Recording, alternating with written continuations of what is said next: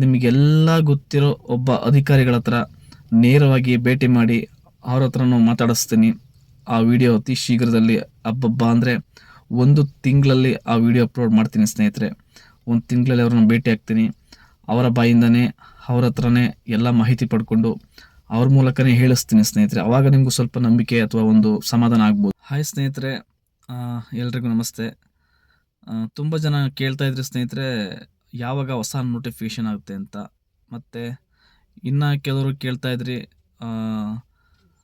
ನೀನು ಹೇಳ್ತಾನೆ ಇದೆಯಾ ಯಾವುದು ಒಂದು ಆಗ್ತಾನೆ ಇಲ್ಲ, ಅವಾಗ ಕರೀತಾರೆ ಇವಾಗ ಕರೀತಾರೆ, ಇನ್ನು 2 ತಿಂಗಳು ಕರೀತಾರೆ ಅಂತ ಹೇಳ್ತಾನೆ ಇದ್ದೀರಾ, ಬಟ್ ಯಾವ ನೋಟಿಫಿಕೇಷನ್ ಕರೀತಾನೆ ಇಲ್ಲ.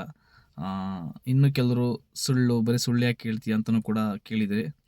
ನೋಡಿ ಸ್ನೇಹಿತರೆ, ಇಷ್ಟು ದಿನ ಹೇಳ್ಕೊಂಬಂದಿದ್ದೀನಿ, ಅದನ್ನು ಕೇಳ್ತಾನೆ ಬಂದಿದ್ದೀರಾ. ಅವಾಗೆಲ್ಲ ನಿಮಗೆ ಓಕೆ ಆಗಿತ್ತು, ಯಾಕೆಂದರೆ ನಿಮ್ಮ ಕೆಲಸಗಳಿಗೆ ತಕ್ಕಂಥ ಒಂದು ವೀಡಿಯೋಗಳು ಮಾಡ್ಕೊಂಬಂದಿದ್ದೆ. ಈಗ ಡಿಲೇ ಆಗ್ತಾಯಿದೆ, ಹಾಗಾಗಿ ಏನು ಮಾಡ್ತೀರಾ, ನೀವು ಯಾವುದು ಹೇಳಿದಾಗ್ತಾ ಇಲ್ಲ ಅಂತೀರಾ ಸ್ನೇಹಿತರೆ. ಇವಾಗ ಏನಾಗಿದೆ, ಸರ್ಕಾರ ಸ್ವಲ್ಪ ಡಿಲೇ ಮಾಡ್ತಾ ಇರೋದಕ್ಕೆ ನಾನು ಹೇಳ್ತಾನೆ ಇದ್ದೀನಿ ಸ್ನೇಹಿತರೆ. ನಮಗೂ ಒಬ್ಬರು ಅಲ್ಲಿ ಪರಿಚಯ ಇರ್ತಾರೆ ಸ್ನೇಹಿತರೆ. ಅವರು ಹೇಳಿದಂತಹ ಮಾತುಗಳನ್ನ ಕೇಳಿ ಅಲ್ಲೊಂದು ಮಾಹಿತಿ ಪಡ್ಕೊಂಡು ನಾನು ನಿಮಗೆ ವೀಡಿಯೋ ಮಾಡೋಂತಕ್ಕಂಥದ್ದು ಸ್ನೇಹಿತರೆ. ನೋಡಿ ಏನಾಗುತ್ತೆ ಅಂದರೆ, ಈಗ ಅವ್ರು ಹೇಳ್ತಾರೆ 2 ತಿಂಗಳಾಗುತ್ತೆ ಅಂತ, ಬಟ್ ನಾನು ನಿಮಗೆ 3 ತಿಂಗಳು ಅಂತ ಹೇಳಿರ್ತೀನಿ ಇಲ್ಲಿ. ಅವ್ರು ನಮಗೆ 2 ತಿಂಗಳು ಅಂತ ಹೇಳಿದಾಗಲೂ ಕೂಡ ನಾನು ನಿಮಗೆ 3 ತಿಂಗಳು ಅಂತಲೇ ಹೇಳ್ತೀನಿ. ನೋಡಿ ಸ್ನೇಹಿತರೆ, ಎಲ್ಲವೂ ಕೆಲವೊಂದು ಏನಾಗುತ್ತೆ ಅಂದರೆ, ಕೆಲವೊಂದು ಸಂದರ್ಭಗಳಲ್ಲಿ ಈ ಥರ ಡಿಲೇ ಆಗುತ್ತೆ, ಏನು ಮಾಡೋಕ್ಕಾಗಲ್ಲ.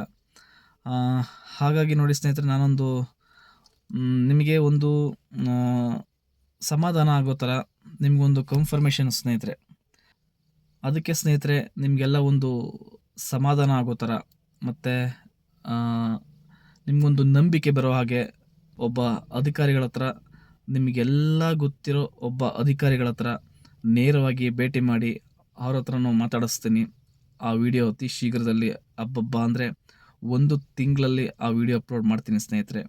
ಒಂದು ತಿಂಗಳಲ್ಲಿ ಅವ್ರನ್ನ ಭೇಟಿ ಆಗ್ತೀನಿ.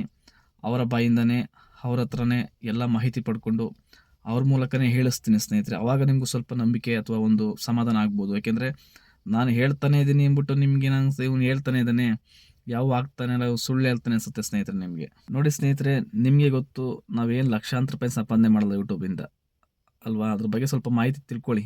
ಯೂಟ್ಯೂಬಲ್ಲಿ ಯಾರಿಗೆ ಅರ್ನಿಂಗ್ಸ್ ಬರುತ್ತೆ ಏನು ಅಂತ.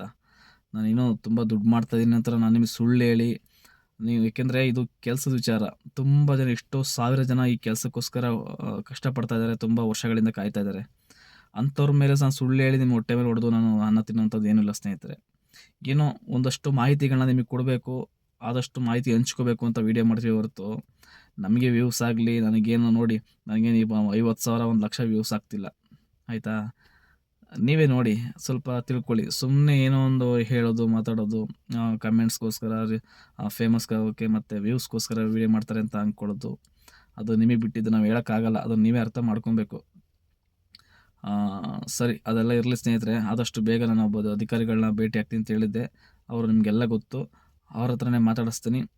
ಸ್ವಲ್ಪ ನಿಮಗೆ ಸಮಾಧಾನ ಆಗುತ್ತೆ, ಒಂದು ನಂಬಿಕೆನೂ ಕೂಡ ಬರುತ್ತೆ. ನಾನು ಕೂಡ ಇಷ್ಟು ಅಂತ ಹೇಳಿ, ಅವ್ರು ಹೇಳಿದ್ದನ್ನು ನಾನು ನಿಮಗೆ ಹೇಳಿ, ಆಮೇಲೆ ನೀವು ಅದನ್ನು ಸುಳ್ಳು ಅಂದ್ಕೊಂಡು ಅಥವಾ ಏನು ಬರೀ ಇದನ್ನೇ ಹೇಳ್ತಾನೆ ಅಂದ್ಕೊಂಡು ನಾನೇನು ಮಾಡೋಕ್ಕಾಗಲ್ಲ ಸ್ನೇಹಿತರೆ. ನೋಡಿ, ಇವರು ಸರ್ಕಾರದಲ್ಲ ಈ CM ಅದು ಇದು ಅಂದ್ಕೊಂಡು ಕುರ್ಚಿ ಅಂದ್ಕೊಂಡು ಇವ್ರು ಲೇಟ್ ಮಾಡಿದ್ರು, ಬಟ್ ಎಲೆಕ್ಷನ್ ಮುಗಿದ ತಕ್ಷಣ ತೊಗೊತಾರೆ ಅಂತ ಹೇಳ್ತಾನೆ ಇದ್ದೀನಿ. ಈಗಲೂ ಅದನ್ನೇ ಹೇಳ್ತೀನಿ ಸ್ನೇಹಿತರೆ. ಎಲೆಕ್ಷನ್ನು ಏನು ನಡೀಬೇಕು, ಗ್ರಾಮ ಪಂಚಾಯತಿ ಅದೆಲ್ಲ ಕಳೆದ ಮೇಲೆ ಖಂಡಿತ ನೋಟಿಫಿಕೇಷನ್ ಮಾಡ್ತಾರೆ ಸ್ನೇಹಿತರೆ. ಆದಷ್ಟು ನೀವು ಸಮಾಧಾನ ತೊಗೊಂಡ್ರೆ ತುಂಬ ಒಳ್ಳೆಯದು. ಏನು ಮಾಡೋಕ್ಕಾಗಲ್ಲ, ಹಣೆ ಬರದಲ್ಲಿ ಏನು ಬರ್ತಿರ್ತದೆ ಆಗುತ್ತೆ. ನಮ್ಗೆ ಈಗಲೇ ಬೇಕು, ಆಗಲೇಬೇಕು ಅಂದ್ರೆ ಆಗಲ್ಲ ಸ್ನೇಹಿತರೆ.